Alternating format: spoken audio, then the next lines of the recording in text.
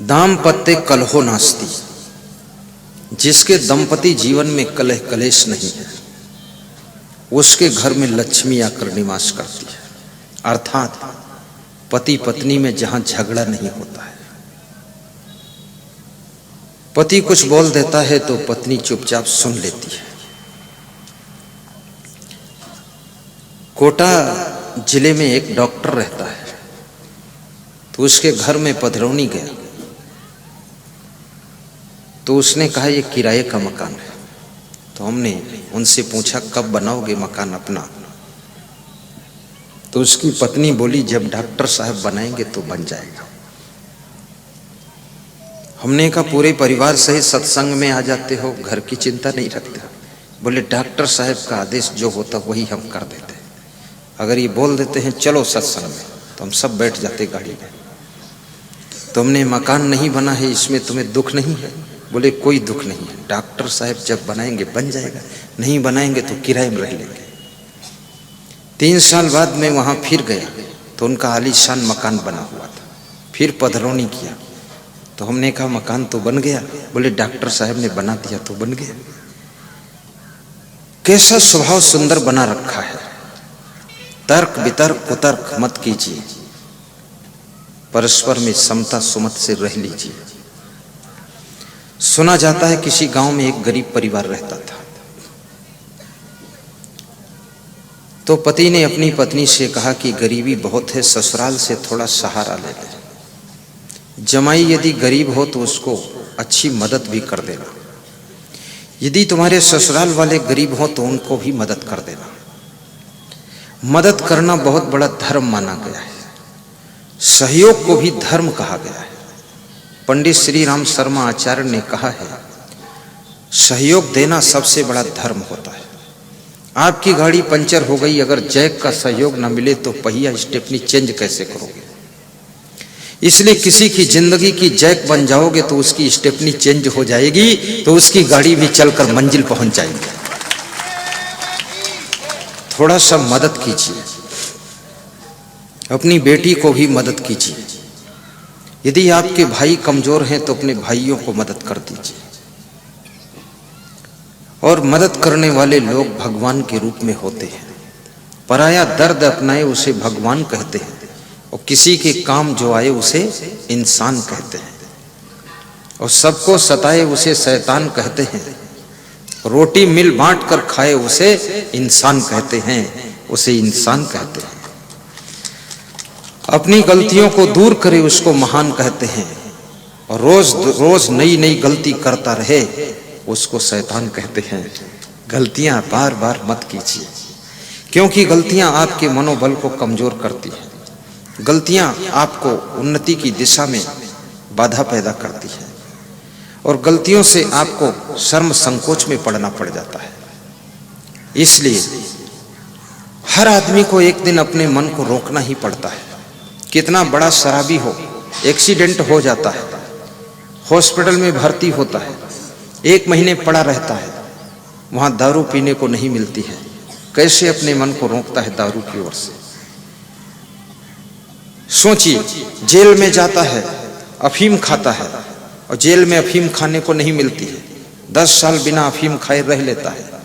अगर वो व्यक्ति जेल में और हॉस्पिटल में बिना अफीम और बिना दारू के रह सकता है, तो अपने घर में भी अगर संकल्प ले ले तो बिना अफीम बिना दारू के खाए पिए रह सकता है, तो उसका बहुत बड़ा उत्थान हो सकता है।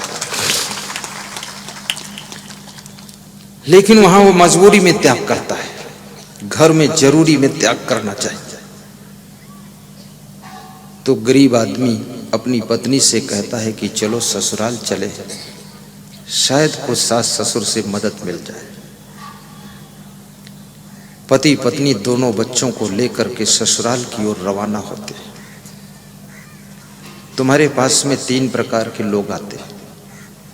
एक तो भाव लेकर आता है, कोई अभाव में आता है, और कोई प्रभाव में आता है। 3 तरह के लोग आते हैं। जो प्रभाव में आते हैं उनको धन्यवाद दीजिए, जो भाव लेकर आते हैं उनको आशीर्वाद दीजिए, जो अभाव में आते हैं उनको कुछ मदद कर दीजिए। ये 3 तरह के लोग आते हैं। प्रभावशाली लोग भी आपको मिलेंगे तो उनको धन्यवाद दे दो कि आप धन्य हैं।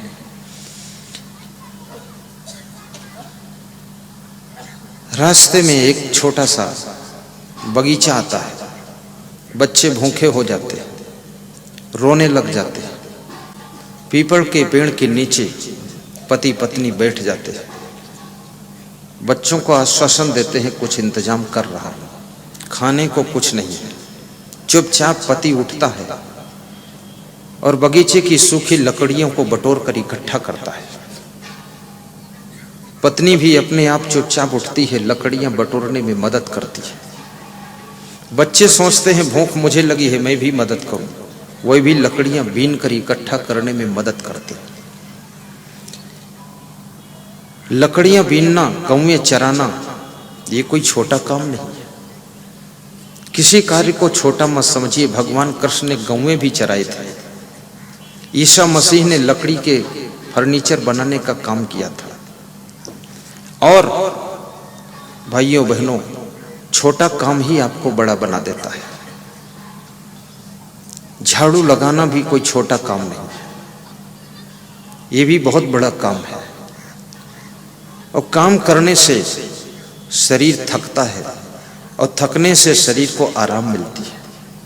जिसका शरीर थकेगा नहीं वो आराम करेगा तो आराम का सुख मिलेगा नहीं। थकने के बाद आराम का सुख मिलता है, मेहनत करने के बाद नींद का सुख मिलता है। इसलिए जो मीठी नींद का सुख चाहते हैं वे कठोर परिश्रम किया करें। जो कड़ी भूख का सुख चाहते हैं बहुत मेहनत किया करें। और दौड़ना सबसे बड़ा व्यायाम है, दूध संपूर्ण आहार है, और हंसना स्वास्थ्य की चाबी है, और दुखी बने रहना अपने को बीमार करने का उपाय है। अन्न का अपमान करना घर में गरीबी लाने का साधन है। घर की स्त्रियों को दुखी करना घर को बर्बाद करने का तरीका है। जिस घर की स्त्रियां हंसती मुस्कुराती रहती हैं, जिस घर के पुरुष हंसते हंसते घर में प्रवेश करते हैं, और जिस घर में सभी लोग आपस में मुस्कुरा कर बात करते हैं, उस घर में लक्ष्मी डेरा डाल कर रहती है। वहां कभी दुख और दरिद्र नहीं आता है।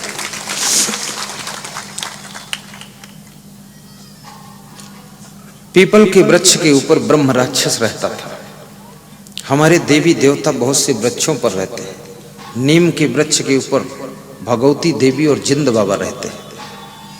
पीपल के वृक्ष पर ब्रह्म बाबा रहते हैं। और हिंदू धर्म में जितने देवी देवता हैं, सौभाग्यशाली ये धर्म, 33 करोड़ देवता है। और हिंदुस्तान की आबादी कितनी है? 131 करोड़। एक एक नर नारी के ऊपर 4-4 देवी देवता ड्यूटी लगाकर खड़े हैं। फिर भी ये मनुष्य बड़ा खतरनाक प्राणी है, फिर भी ये दारू पी लेता है चुपके से।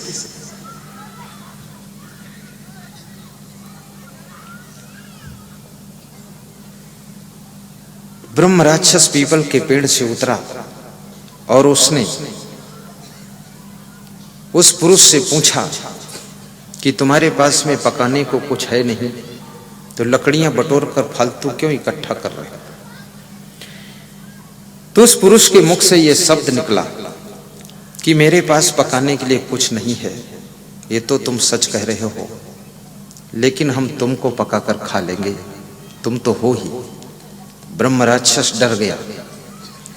उसने सोचा जिनके घर में इतनी एकता है, पति अपने आप लकड़ी बीन कर लाया है, पत्नी बिना कहे लकड़ी बीनने लगी है, बच्चे भी लकड़ी इकट्ठी करने में मदद करने लगे हैं, तो ये हमको भी पकड़कर पकाकर खा सकते हैं। ब्रह्म राक्षस ने कहा कि मुझे पकाकर मत खाइए, मैं आपको बहुत बड़ा खजाना बता दूंगा, इसको ले जाइए। इस पीपल के पेड़ के पूरब दिशा में 10 फीट की दूरी पर 5 फीट गहरे गड्ढे में सोना चांदी का खजाना है, ले जाओ, पर मुझे छोड़ दो। तो उस पुरुष ने कहा कि इस खजाना को खोद कर तुम दो। तो ब्रह्म राक्षस 2 घंटे खूब खोदता है कुदाल लेकर, और पति गठरी बांध लेता है खजाने की। जब पति गठरी बांध लेता तो पत्नी कहती है क्या मैं खाली चलूंगी? मेरे सिर पर भी एक गठरी रखो। बच्चे रोने लग गए कि पिताजी मेरे सिर पर भी एक एक गठरी रखो। 10-10 किलो बच्चों के सिर पर भी रखा। सोना चांदी मिल गया खजाना, तो भूल गया ससुराल को जाना और लौट कर आ गया अपने घर को। आदमी जब माला माल हो जाता है तो ससुराल भी कम जाने लग जाता है। जब तक फकत हाल रहता है तो ससुराल ज्यादा जाता है। लेकिन अपने सास ससुर को भी माता पिता के रूप में देखिए, उनका भी ख्याल कीजिए। यदि आप चाहते हो कि आपकी पत्नी आपके माता पिता का ज्यादा ख्याल करे तो उसके माता पिता का तुम ख्याल किया करो। और ख्याल करो ना करो, लेकिन उनको थोड़ा प्रशंसा कर दिया करो कि आपके माता पिता महान हैं, जो तुम जैसी बेटी को जन्म दिया है और हमारे घर की शोभा तुमने आकर बढ़ा दी है। ऐसे कुछ शब्दों का प्रयोग किया करो। और वास्तव में घर की शोभा नर नारियों से ही होती है। जिस घर में छोटे छोटे बच्चे खेलते ना हो आंगन में, और बहुओं की पायल न बजती हो बरामदों में, और महिलाएं न घूमती हो काम करने के लिए, वह घर घर नहीं शमशान घाट हो जाता है।